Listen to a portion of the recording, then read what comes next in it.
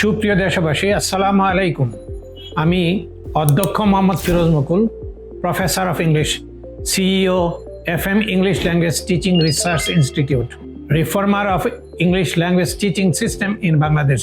আমি 1986 সাল থেকে proper methodology of teaching English to the Bengali speaking people এর উপরে গবেষণা করে যাচ্ছি। আমার দীর্ঘ 4 দশকেরও বেশি সময়ের গবেষণায় প্রমাণিত হয়েছে আমার দেশের ইংরেজি শিক্ষার্থীরা ব্যর্থ হয় দুইটি কারণে। এক হচ্ছে যে পদ্ধতিতে তাদেরকে ইংরেজি শেখানো হয় সেই পদ্ধতিটি তাদের জন্য উপযোগী করে তৈরি করা হয় নাই। দ্বিতীয়ত হচ্ছে যারা এদেশে ইংরেজি শিক্ষক হিসেবে পরিচিত তারা কেউই প্রকৃতপক্ষে ইংরেজি ভাষা শেখার শিক্ষক নন। তারা হয় গ্রামারের শিক্ষক, না হয় ইংরেজি সাহিত্যের শিক্ষক। গণিতের শিক্ষককে দিয়ে ইতিহাস পড়ালে যেমন শিক্ষার্থীদের ইতিহাসের জ্ঞান বৃদ্ধি পাবার কোনো গ্যারান্টি নেই, তেমনি গ্রামারের শিক্ষক বা সাহিত্যের শিক্ষককে দিয়ে যদি ইংরেজি শেখানো হয় তাহলে ছাত্রছাত্রীদের ইংরেজি জ্ঞান বৃদ্ধি পাবে, এ ব্যাপারে কোনো নিশ্চয়তা দেওয়া যায় না। শিক্ষার্থী বন্ধুরা, আজ আমি তোমাদের সামনে তুলে ধরব কেন বাংলাদেশের শিক্ষা ব্যবস্থায় একজন শিক্ষার্থী বুয়েট, মেডিকেল কলেজ কিংবা বিশ্ববিদ্যালয় থেকে সর্বোচ্চ ডিগ্রি নিয়ে বেরিয়ে আসার পরও সিংহভাগ রয়ে যায় ইংরেজিতেই দুর্বল। আমরা আমাদের দেশের শিক্ষা ব্যবস্থায় টেন্স, গ্রামার, স্ট্রাকচারের মাধ্যমে ইংরেজি শিখে থাকি। মনে রাখবে, কোনো ভাষার গ্রামার মূলত সেই ভাষাভাষী মানুষের জন্য উপযোগী করে তৈরি করা হয়।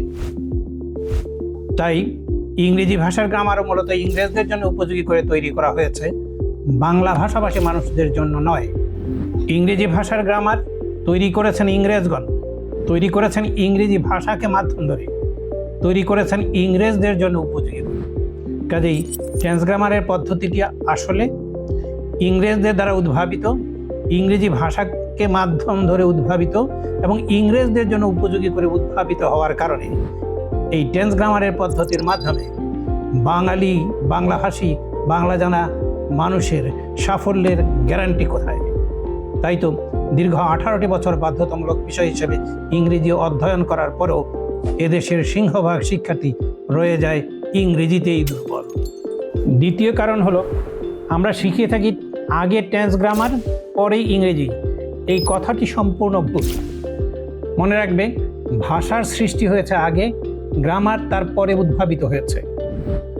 ভাষাকে ভিত্তি করে গ্রামার তৈরি হয়েছে, গ্রামারকে ভিত্তি করে ভাষা তৈরি হয় নাই। কাজে কোনো অবস্থাতেই ভাষার আগে গ্রামার নয়, বরং গ্রামারের আগেই ভাষা শিখতে হবে। শিক্ষার্থী বন্ধুরা, তোমরা জানো আমরা শিখিয়ে থাকি সে যায় ইংরেজি হি গোজ। এই হি গোজ এই দুটি শব্দের একটি ছোট্ট ইংলিশ সেন্টেন্স শেখাতে গিয়ে আমরা শেখাই third person singular number present indefinite টেন্সে ভার্বের শেষে এস কিংবা ই এর যোগ করতে হবে। আমার গবেষণালব্ধ বইতে আমি বিস্তারিত আলোচনার মাধ্যমে দেখিয়ে দিয়েছি এই গ্রামারের রুলটিকে বিশ্লেষণ করলে এর ভিতর থেকে 33টি গ্রামেটিক্যাল আইটেম বেরিয়ে আসে। বলো তো দেখি, দুইটি শব্দের একটি ইংলিশ সেন্টেন্স শেখাতে যেহেতু 33টি গ্রামারের আইটেম যাদের জানতে হয়, বুঝতে হয়, তাহলে এই পদ্ধতি কি শিক্ষার্থীদের জন্য শিক্ষার উপযোগী পদ্ধতি হলো, নাকি এই ধরনের শিক্ষা পদ্ধতির মাধ্যমে গোড়াতেই শিক্ষার্থীদের ভীষণভাবে ভয় পাইয়ে দেওয়া হয়? মনে রাখবে, ভাষা আল্লাহর সৃষ্টি আর গ্রামার হলো মানুষের তৈরি। ভাষা যে আল্লাহর সৃষ্টি তার প্রমাণ হলো পৃথিবীতে যে যাই আবিষ্কার করুক, আবিষ্কারের সাথে আবিষ্কারকের নাম জড়ে থাকে।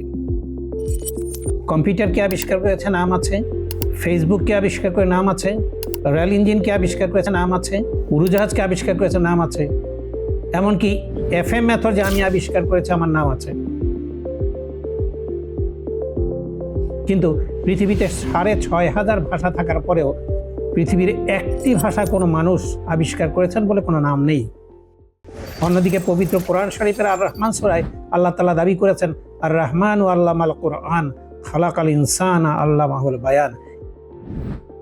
ইনসানকে তিনি বায়ান শিখিয়েছেন, মানুষকে তিনি ভাষা শিখিয়েছেন। তার মানে ভাষা হচ্ছে আল্লাহর সৃষ্টি, কিন্তু আল্লাহ কিন্তু কোনো ভাষার গ্রামার লিখেন নাই। তাহলে গ্রামার লিখলো কে? মানুষ। তাহলে পরিষ্কার বুঝতে হবে, গ্রামার হচ্ছে মানুষের তৈরি আর ভাষা হলো আল্লাহর সৃষ্টি।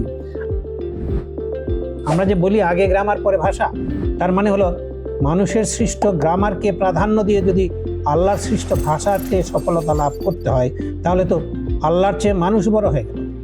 মানুষ 1 নাম্বার, আল্লাহ 2 নাম্বার। নাউজুবিল্লাহ। নাফরমান এই পদ্ধতির কারণে বাংলা ভাষী মানুষ আমরা ইংরেজি শিখতে ব্যর্থ হয়েছি। তাই আমার পরিষ্কার বক্তব্য হলো, আমাদের দেশে প্রচলিত ইংরেজি শিক্ষাদান পদ্ধতি একটি উদ্ভট, অবাস্তব, অস্বাভাবিক, অবৈজ্ঞানিক, উল্টো এবং চরমভাবে ব্যর্থ পদ্ধতি বলেই দীর্ঘ 18টি বছর বাধ্যতামূলক বিষয় হিসেবে ইংরেজি অধ্যয়ন করার পরও এদেশের সিংহভাগ শিক্ষার্থী রয়ে যায় ইংরেজিতেই দুর্বল। তাহলে এবার প্রশ্ন জাগে, সফল হওয়া যাবে কিভাবে? মনে রাখবেন, আমার পরিষ্কার বক্তব্য হলো, এদেশে যে সমস্ত শিক্ষকগণ ইংরেজি শিখে থাকেন তারা কেউই ইংরেজি ভাষার শিক্ষক নন। তারা হয় গ্রামারের শিক্ষক, না হয় ইংরেজি সাহিত্যের শিক্ষক।